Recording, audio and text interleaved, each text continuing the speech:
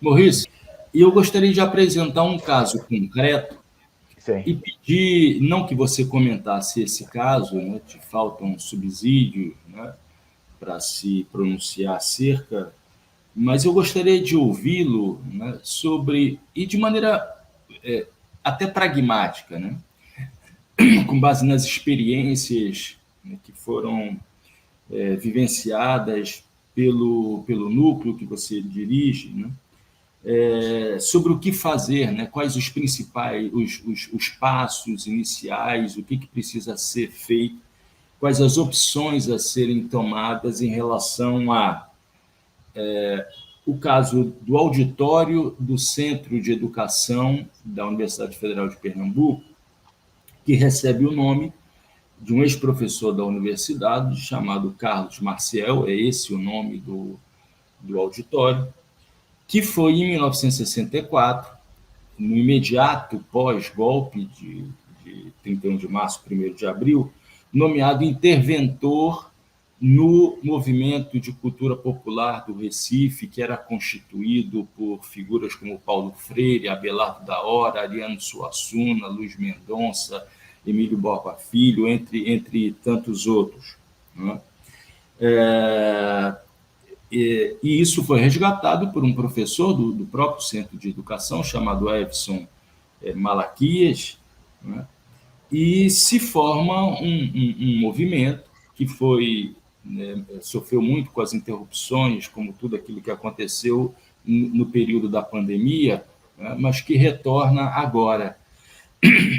Maurício, quais as experiências que você viveu, o núcleo viveu, voltadas para a substituição de nomes dados de pessoas, de personalidades vinculadas ao golpe de 64, à ditadura instalada no Brasil em 64, que acabaram tendo seus nomes utilizados em ruas, praças, avenidas, viadutos, auditórios e salas.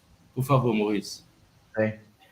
Sim, em relação a isso, temos várias iniciativas importantes que aconteceram, não só em São Paulo, em vários lugares. A última, inclusive, foi agora em Brasília, né? A Ponte Costa e Silva tomou o nome do Ponte Ernestina Guimarães depois de um embate de vários anos, né? Então, essa questão dos nomes é uma questão que nós sempre vimos como uma das tarefas principais das entidades e dos movimentos que são, né, que lutam por memória, verdade e justiça.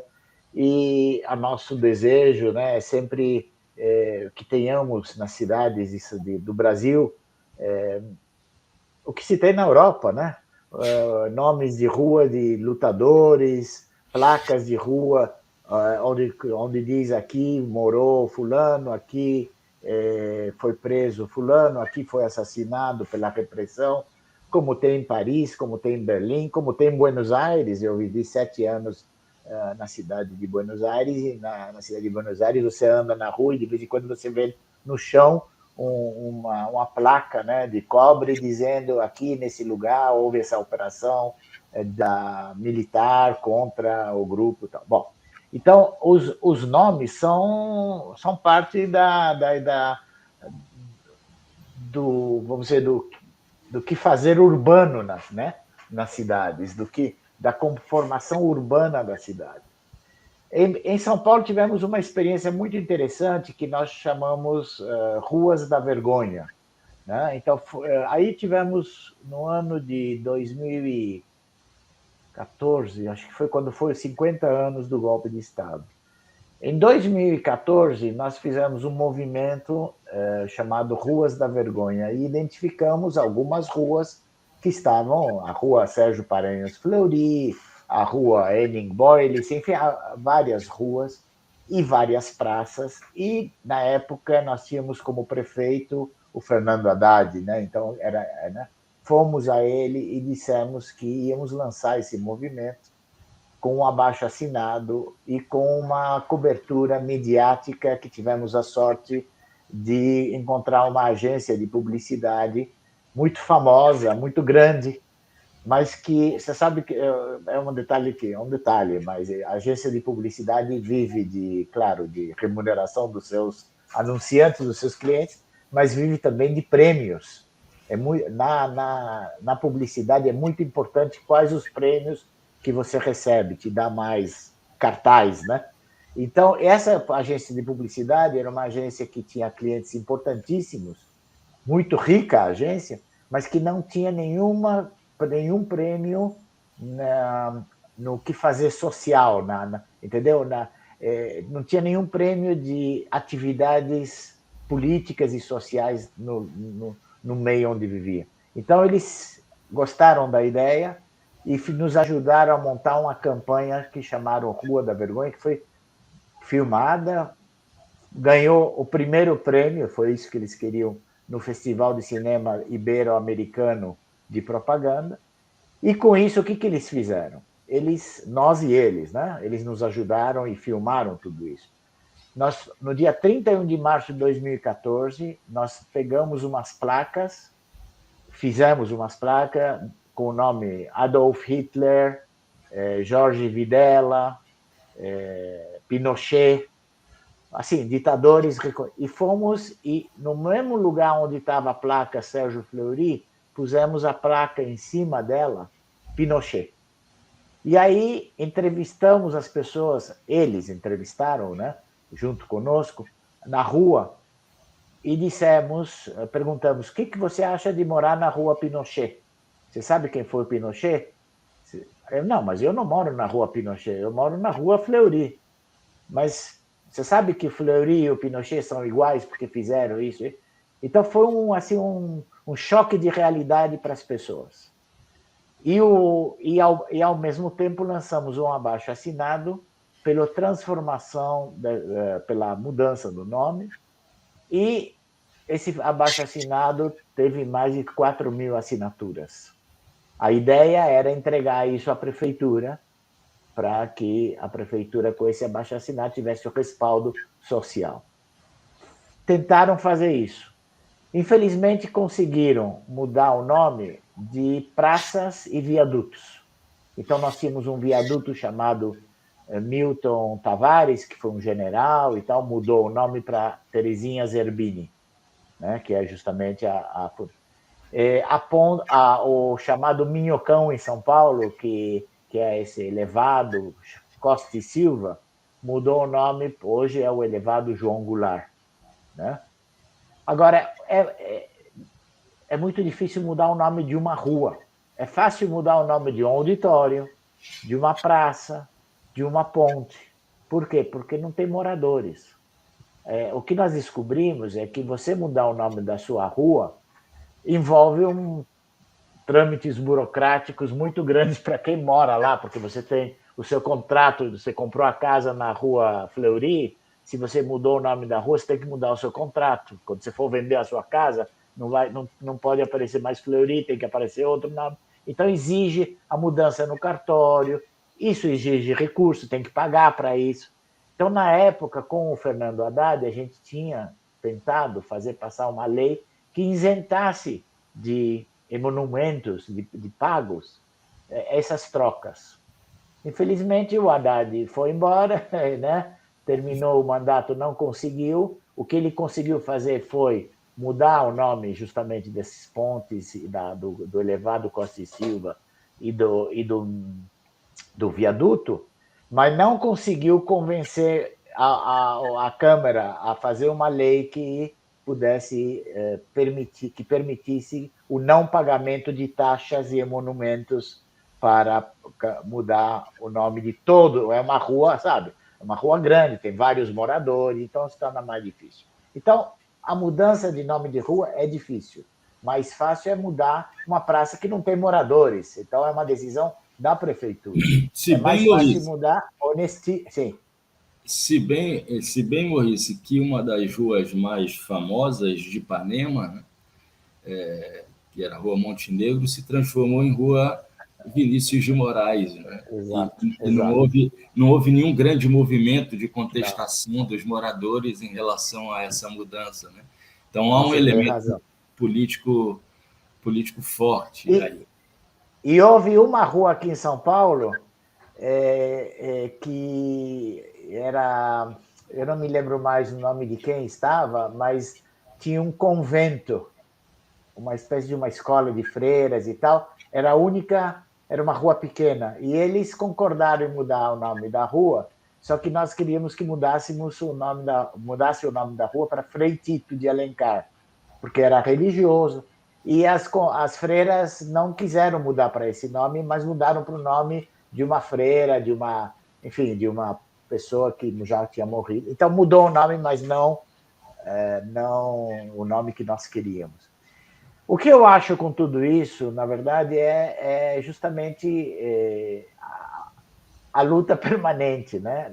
A Erundina, quando esteve na prefeitura em São Paulo, ela disse que ela percebeu que seria difícil mudar o nome da rua para outro, mas ela preferiu ir por outro caminho. Ela começou a dar nomes, ruas novas, bairros novos que se formam em todo o país, né?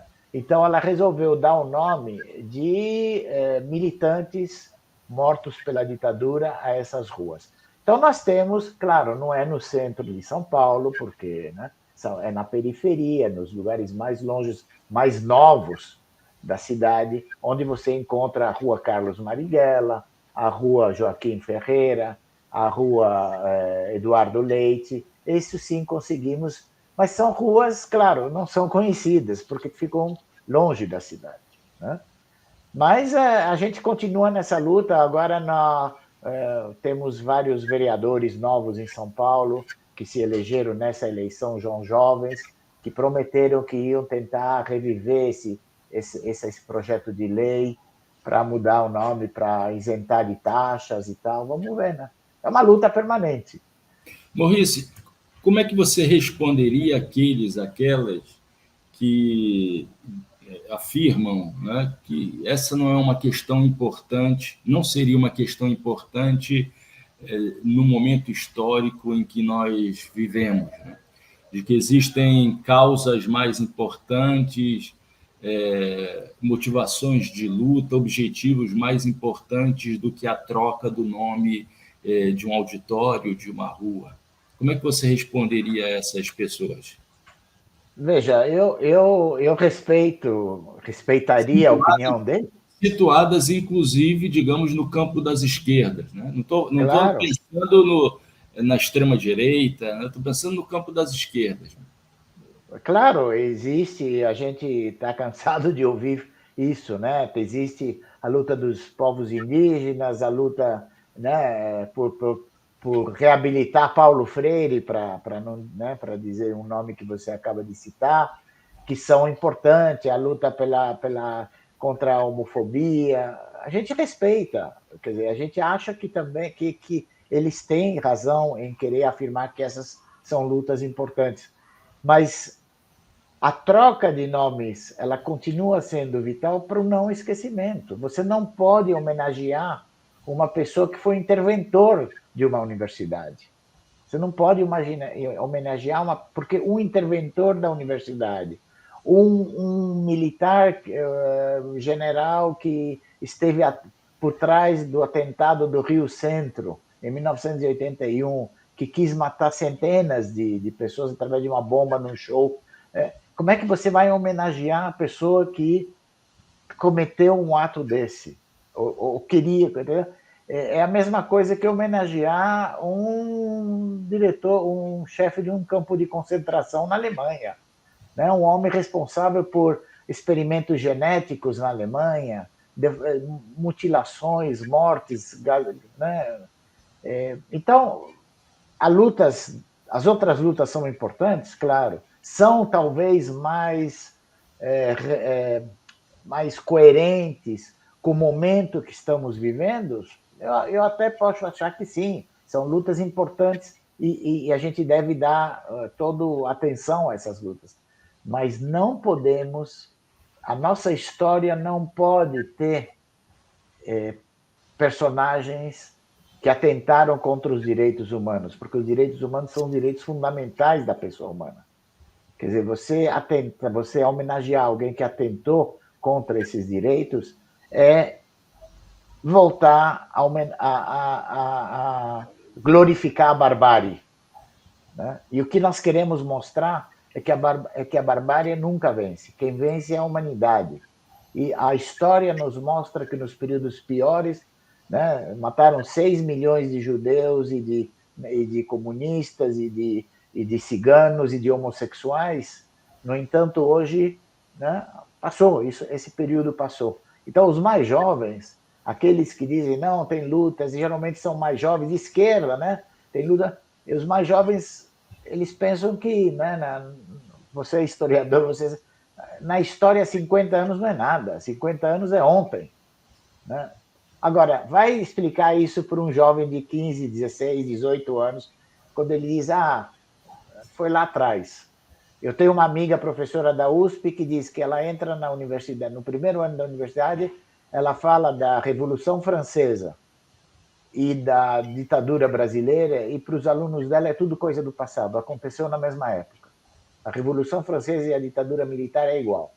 E ela diz, eu luto para que isso, para mostrar para eles que, sabe, a história não é uma novela da Globo, que tem começo, meio e fim, e terminou, começa outra novela, não.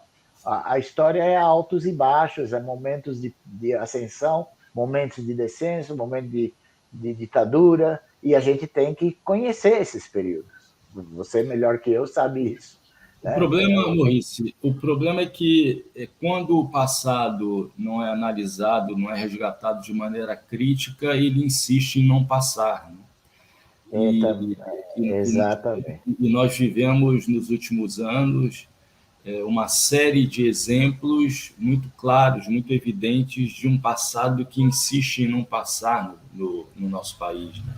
Inclusive, a crise militar que se instalou ontem, esse programa está sendo gravado na quinta-feira, né, dia 20 de abril, a crise militar que se instalou com as imagens que foram divulgadas pela CNN, mais uma vez mostra do general G. Dias, né, no 8 de janeiro, né, mostram como a extrema-direita se encontra mobilizada, né, e o risco de um golpe ele não ficou passou. Não passou. Né? E para nós afastarmos esse risco de golpe, para além de muita resistência e de muita luta, é mais do que necessário, principalmente para as novas gerações, fazer esse resgate histórico, indicar personalidades que foram coniventes com a ditadura, com o nome daquele que nomeia, né, dá nome ao auditório do Centro de Educação, Exato. o UFPR.